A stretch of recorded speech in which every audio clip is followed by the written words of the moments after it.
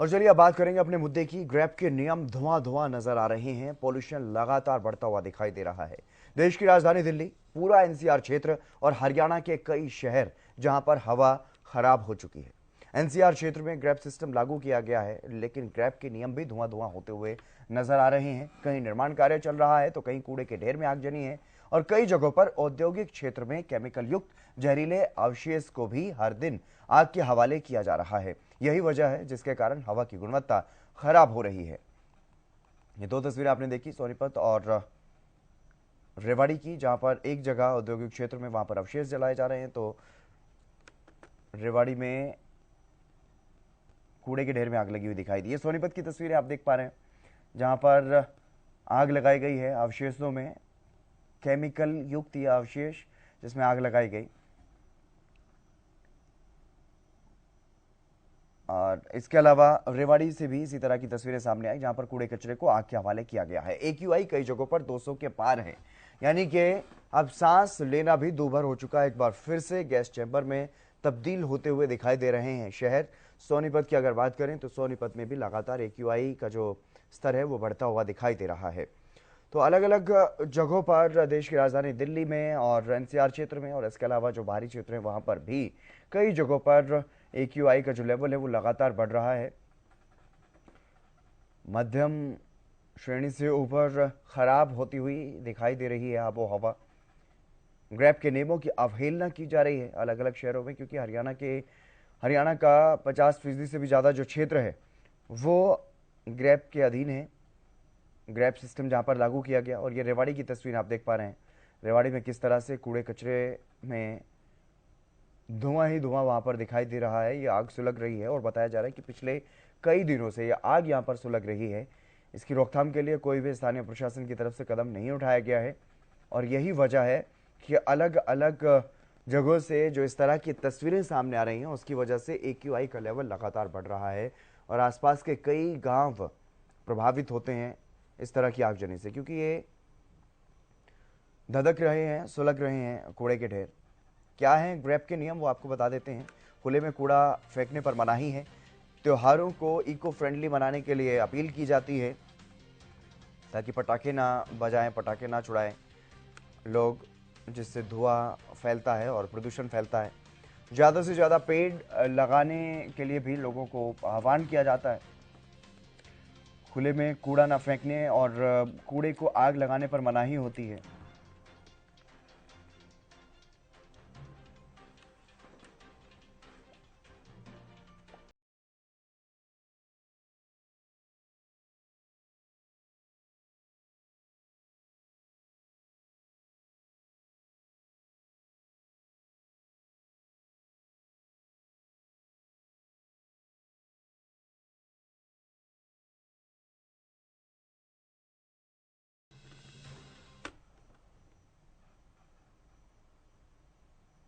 और इसी खबर पर अधिक जानकारी के साथ हमारे विशेष संवाददाता गुलशन ग्रोवर हमारे साथ जुड़ गए हैं।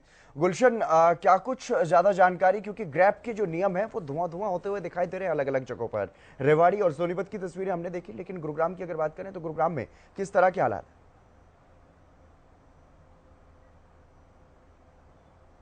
देखिए जितेंद्र, ग्रैब बेशक 1 अक्टूबर से लागू हो गया हो, लेकिन उसके बावजूद भी अभी भी ग्रैब के नियमों की धज्जियां उड़ती हुई नजर आ रही हैं। अलग अलग तस्वीरें अलग अलग जिलों से सामने आ रही हैं कि जो ग्रैब के नियम हैं वो लागू नहीं हो रहे हैं और लोग जो है धज्जियां उड़ाते हुए नजर आ रहे हैं। चाहे वो कूड़े में के ढेर में आग लगाने की बात हो, चाहे वो जनरेटर चलाने की बात हो, या फिर हम देखते हैं कि जगह जगह इस समय हम देख रहे हैं कि काफ़ी जो है जो कूड़ा पड़ा हुआ है ना ही वो साफ हो रहा है। वो भी एक कारण हो सकता है कि जिससे प्रदूषण जो है फैलता है।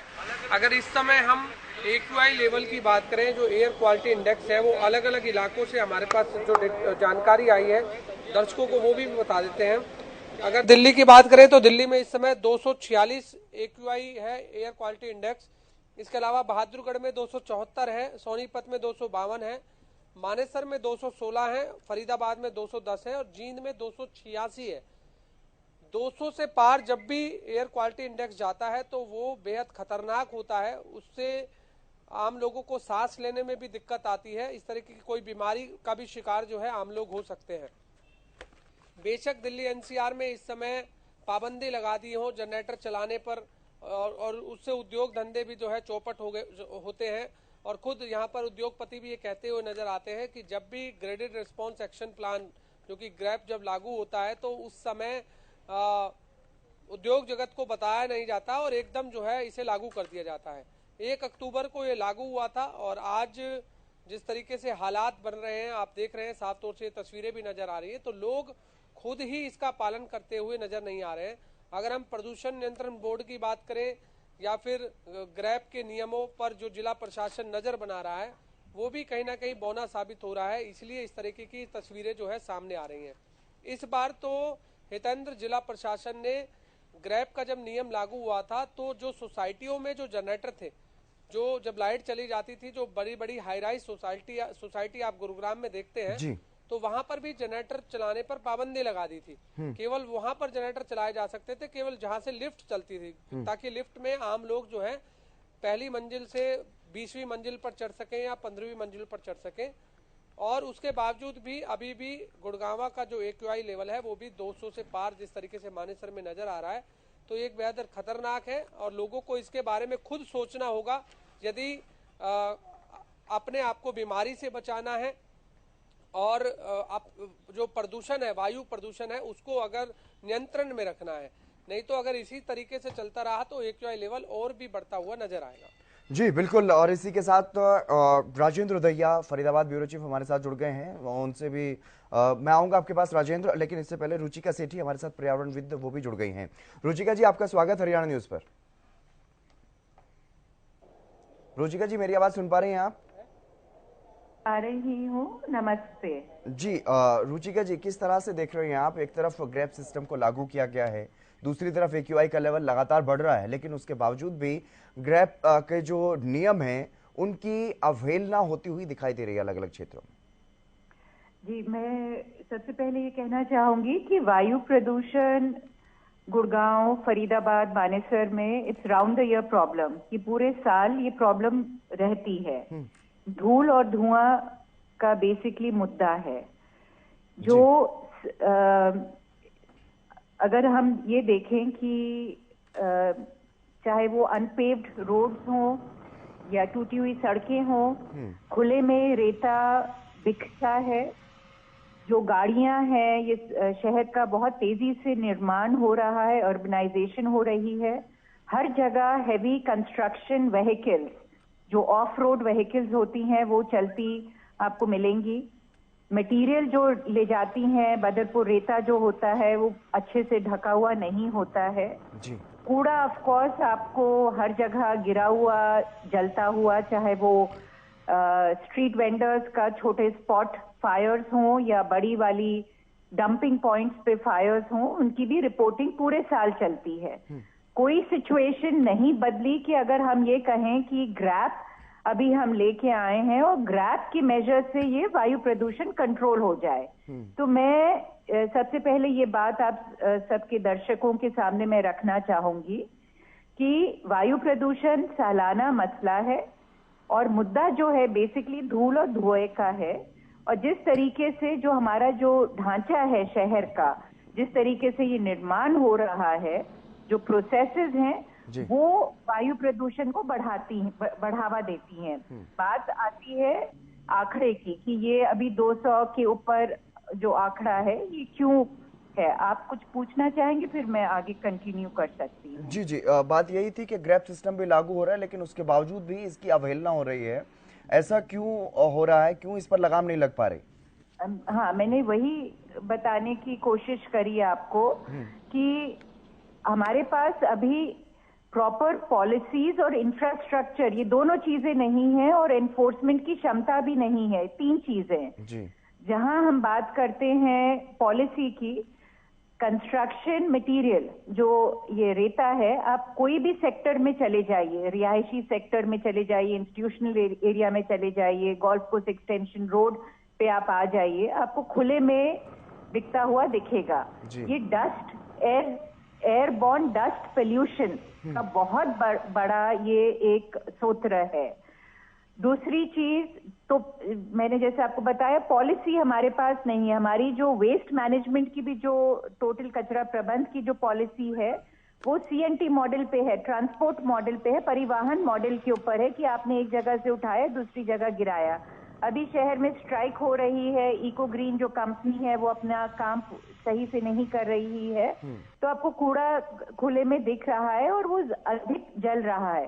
इसका ये मतलब नहीं है कि पहले नहीं जल रहा था, पूरे साल नहीं जल रहा था। अगर हम कहें कि ग्रैप कहता है कि कूड़ा जलाना हम बंद कर दें, आप कितने अफसर लाएंगे, कहाँ कहाँ आप उसको रोकेंगे? बिल्कुल बिल्कुल। आपके पास सिस्टम ही नहीं है अभी वेस्ट की प्रोसेस करने के लिए। उसका निस्तारण साइंटिफिक वैज्ञानिक तौर से जो उसकी प्रोसेसिंग होनी चाहिए, प्लास्टिक में जाके रिसाइकिल होना चाहिए, कागज जगह जगह नहीं गिर के उसको रिसाइकिल होना चाहिए, ड्राई वेस्ट कलेक्शन सेंटर्स होने चाहिए। तो ये सेकंड पॉइंट आ जाता है हमारा इंफ्रास्ट्रक्चर का। हमारे पास अभी इंफ्रास्ट्रक्चर शहर में नहीं है जो एक प्रॉपर वैज्ञानिक तौर से, चाहे वो आपका ये वेस्ट मैनेजमेंट हो या कोई भी और इश्यूज हो, आपकी जितनी सारी सर्विसेज हैं जो रिहायशी एरिया में, खासतौर से जोन 3, जोन 4 गुड़गांव में जो सर्व करती हैं, जो व्हीकल्स हैं, वो ट्रैक्टर ट्रॉलीज का उपयोग हो रहा है। नगर निगम के पास भी ट्रैक्टर ट्रॉलीज हैं। ट्रैक्टर ट्रॉलीज का प्रदूषण आप देख लीजिए। प्रॉब्लम क्या अभी आ रही है, क्योंकि एक तरीके से नॉर्थ वेस्टर्न जो विंड्स का जो पैटर्न है वो नॉर्थ वेस्टर्न हो गया है, वेस्टर्ली हो गया है, तापमान थोड़ा गिर रहा है और हवा की जो स्पीड है वो थोड़ी सी स्थगित हो गई है। तो जो लोकल जो कांस्टेंट सोर्सेज ऑफ हमारे एयर पोल्यूशन जो थे, जो हमारे पोल्यूटेंट्स जो थे जी, वो अभी गृहस्थ हो गए हैं लोअर जोन में, उसकी डिस्पर्स नहीं हो पा रही है। यही वजह है कि AQI का लेवल लगातार जो हमें बढ़ता हुआ दिखाई दे रहा है। जी। और अभी आने वाले समय जो अभी कुछ हफ्ते में तो बहुत ही प्रॉब्लम अभी होने वाली है, क्योंकि पराली का भी जो एक कंट्रीब्यूशन रहेगा उसके ऊपर से फिर ये कन्वर्ट करेगा हमारे दिवाली। बिल्कुल, त्योहार भी है, तो ऐसे में पटाखे भी चलते हुए दिखाई देंगे, उससे भी वायु प्रदूषण फैलेगा। जी जी रुचिका जी, मैं आऊंगा आपके पास, लेकिन हमारे जो ब्यूरो चीफ फरीदाबाद राजेंद्र दैया भी हमारे साथ लगातार बने हुए हैं। राजेंद्र, किस तरह की कार्रवाइयां वहां पर की जा रही हैं फरीदाबाद में, ताकि ग्रैप सिस्टम को पूरी तरह से लागू किया जा सके और वायु प्रदूषण को नियंत्रित किया जा सके? देखिए, लगातार जिस तरीके से वायु प्रदूषण बढ़ रहा है तो कहीं ना कहीं लोगों के लिए भी परेशानी का सबब ये बना हुआ है।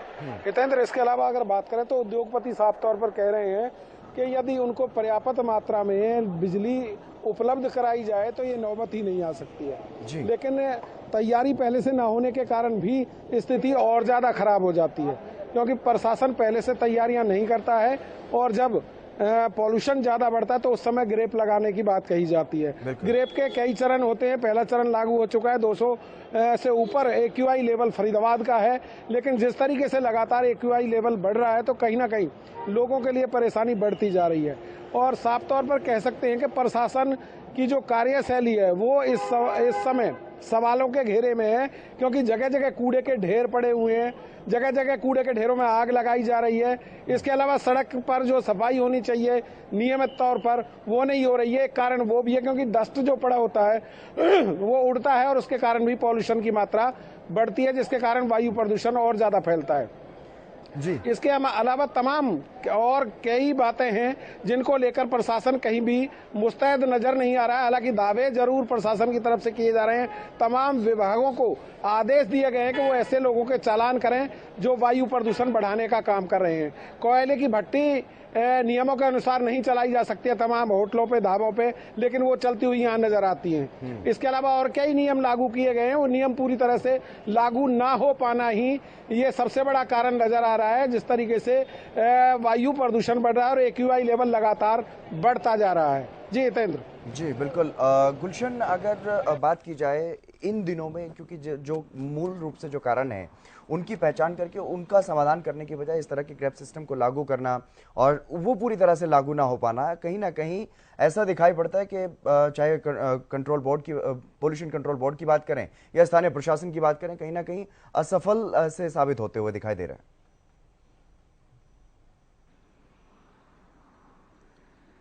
देखिए जितेंद्र, जब ग्रैब के नियम लागू जरूर हो जाते हैं, लेकिन विभाग के साथ साथ आम लोगों को भी इसके लिए जरूर जागरूक रहना होगा, क्योंकि आम लोगों को ही ये परेशानी होगी। यदि ग्रैब के वो नियम ग्रैब के नियमों का पालन वो नहीं करेंगे तो आम लोगों को ही इससे दिक्कत आएगी, सांस लेने में दिक्कत आएगी, बच्चों को भी दिक्कतें आ सकती हैं, बीमारी का भी कारण बन सकती हैं।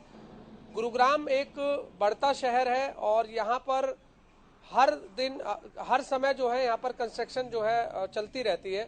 और अभी भी हम देखते हैं कि बड़े बड़े जो बहुमंजिला इमारतें गुड़गांव में बन रही हैं, वहाँ पर अभी भी बदस्तूर जारी है, वहाँ पर काम जो है रोजाना चल रहा है।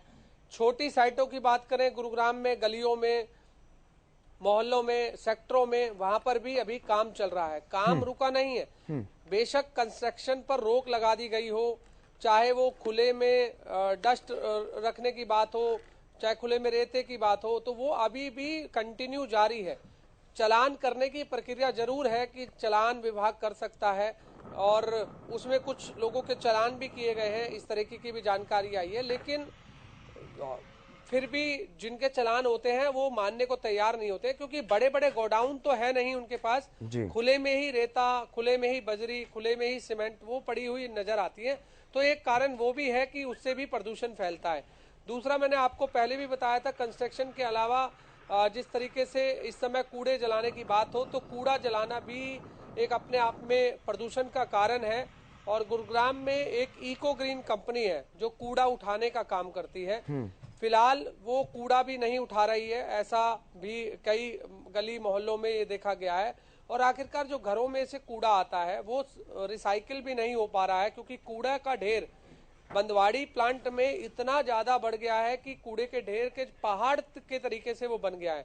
तो एक कारण वो भी है कि उससे भी जो है लगातार प्रदूषण बढ़ता है। तो ये अब लोगों को खुद सचेत रहना होगा, लोगों को जागरूक रहना होगा, जब भी इस तरह के प्रदूषण पर जो है रोक लगाई जा सकती है। नहीं तो अब AQI लेवल जो है, एयर क्वालिटी इंडेक्स, और भी बढ़ता हुआ आगे आने वाले समय में नजर आएगा, क्योंकि जैसे जैसे सर्दियां और आएंगी तो AQI लेवल भी बढ़ेगा। जी चले, अब बहुत शुक्रिया गुलशन तमाम जानकारी देने के लिए। राजेंद्र, आपका भी शुक्रिया, और रुचिका सेठी जी भी हमारे साथ जुड़ी, आपका भी बहुत बहुत शुक्रिया, तमाम महत्वपूर्ण जानकारी आपने दी। लेकिन ग्रैब के नियम भले ही लागू हो गए हों NCR के क्षेत्र में, लेकिन उनकी जो नियमों की अवहेलना हो रही है, धज्जियां उड़ती हुई दिखाई दे रही हैं। और यही वजह है कि अब AQI का लेवल जो है वो अलग अलग जगहों पर, अलग अलग क्षेत्रों में बढ़ता हुआ दिखाई दे रहा है, और इसी वजह से वायु प्रदूषण की समस्या का सामना लोगों को करना पड़ रहा है। फिलहाल इस बुलेटिन में